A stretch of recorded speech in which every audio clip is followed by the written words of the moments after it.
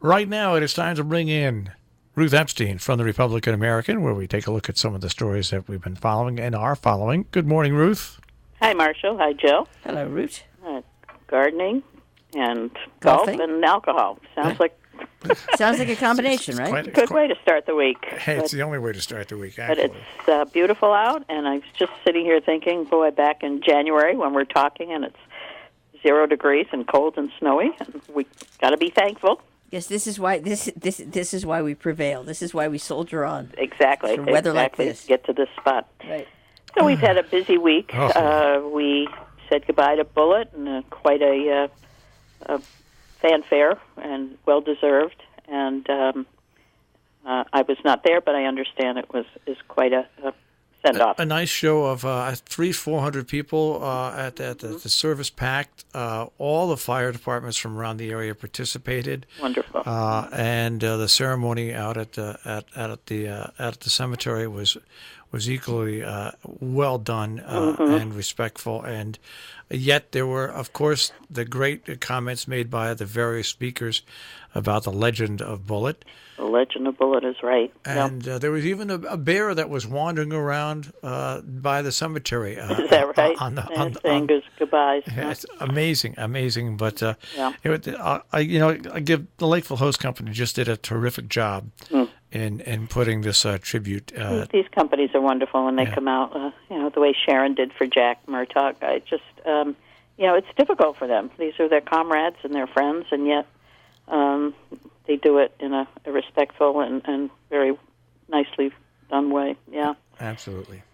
But so we had other things going on. We did have that hospital meeting next door to you last week, and the Denise George, the interim president, spoke about all the things that New Vance is doing. New Vance is the new company that's running the hospital now, and she did assure people the maternity ward is there to stay.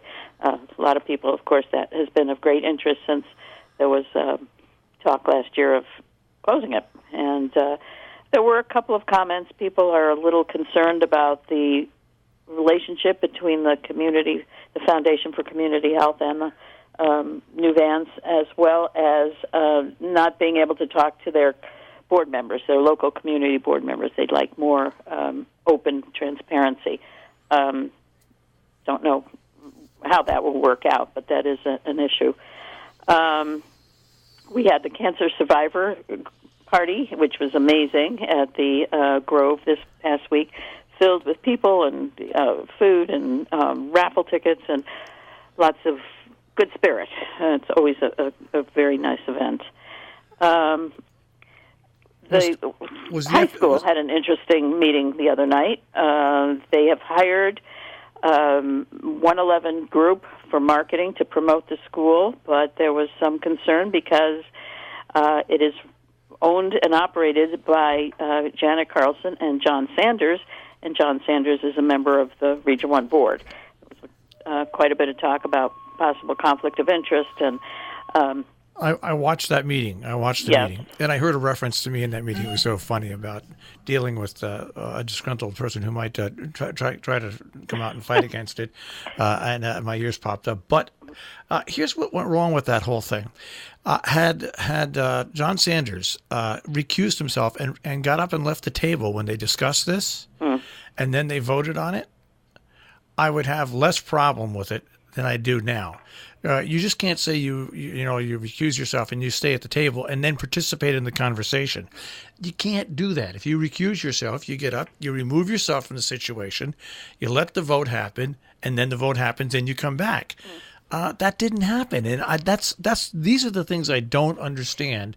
What people don't understand what recusing yourself from a public meeting is all about. There, as Pat McCara from Falls Village, who is the watchdog there, said, a procedure is so important. Yeah.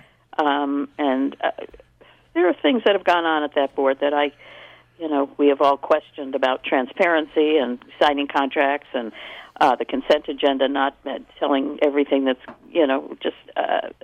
they need to be more open. And, this one You just can't. You cannot. If you go to a town board meeting and a board member has to recuse himself, they don't sit there. Right. They are get up. supposed to leave They the room. leave, and then when the conversation's over and the whole thing's over, they come back in. We're not talking a lot. We're talking about $14,000 here, but you're talking about just flaunting any rules or regulations that are set up. And that's why the word procedure is so crucial. And the fact that you choose not to follow it ends up... Well, that's what gets people riled up. Exactly. I mean, you just... It ends up causing unnecessary... it then becomes necessary comment, but if you could, it's avoidable, is what I'm trying to say. I guess I wouldn't... maybe the idea of hiring a public relations firm to work with real estate agents and work with the Region 1 board and work with area towns to see what you can do about publicizing our communities and our schools, maybe that's a good idea. But is it a good idea for the school board to take it all on their own and to have one of 6 members there and present and vote on it and talk about it? Totally wrong. And you know what? I think in the future they might open themselves up to anything they decide to do with this firm, to legal recourse. I really do. Well, it's still a procedure because everything comes down back to bite you eventually. And if something like this happens, I mean, it sets a precedent. And it's better to just be clear and clean and having sat through so many meetings where conflict of interest is really a concern, and it should be. I just think this one may sooner or later come back and haunt them. Yep, absolutely, absolutely. Okay. Well, looking forward to the week. Tonight is Did the FFA have a picnic this past weekend, or is that coming up? Picnic for? I thought the FFA had some sort of chicken. They had their chicken barbecue last night. Okay, it was held last night. Yes, right. it was last night, and we actually partook. It was very good. And they do it. Kids help, staff helps, volunteers help, and raise money for scholarships for FFA. Tonight is Finance and Selectmen in Falls Village. We also have the DCNC in Cornwall, the Democratic Coalition, and Denise Merrill is going to speak about voting in 2020, which can be kind of interesting. We also have the Sharon Board of Education tonight. Yeah, I always forget that 6 o'clock. Because of the conflict. And then Cornwall Board of Selectmen tomorrow night. We did talk, you and I, a little bit earlier this week. The Housing Trust in Falls Village has withdrawn its application for that housing complex in Lime Rock Station. According to Henry Todd, the first selectman, yes, they did pull it. He said he couldn't comment any further, but it is not a dead issue. So I assume there will be something coming back out. Also, the Planning and Zoning Commission, not surprised, in Canaan has been sued over its asphalt decision to disallow asphalt firms in Canaan. July 2nd, there's going to be a court date when that will come out. So lots of legal issues going on. And that suit is over a technicality in the way the procedure went. And some people think that a technicality is a small thing, but in the core law, as which Speaking of procedure, which Region 1 won't. Yeah. Small technicalities can bring down lots of big things. So can procedure. I'm just going to say that one more time. Yeah. Yes. Small technicalities actually can grow very big. So we'll be watching that one. And just a cute little story in Kent. We had this tombstone found under the porch of a house here, and turns out it was been used as a step for years and years and years. But the real tombstone was found up in the cemetery, and just one of those quirky stories that's always fun to write about. About the Falls Village Housing Trust, speaking about quirky, what we found out during the week, right before they pulled the application, there was a question by somebody in social media that wanted to know they couldn't find the Falls Village Housing Trust on any of the websites. Seeing as we're a 501c3, I went and looked, and I found them right away on the Denise Merrill's website, which is the Secretary of State, but they were not on the Attorney General's website. And what we think has happened is when they were formed and they registered with the state, they forgot that because they will be using and soliciting public money, they have to register with the Attorney General's office. Interesting. Okay. So they'll probably go through all that process and get that squared away.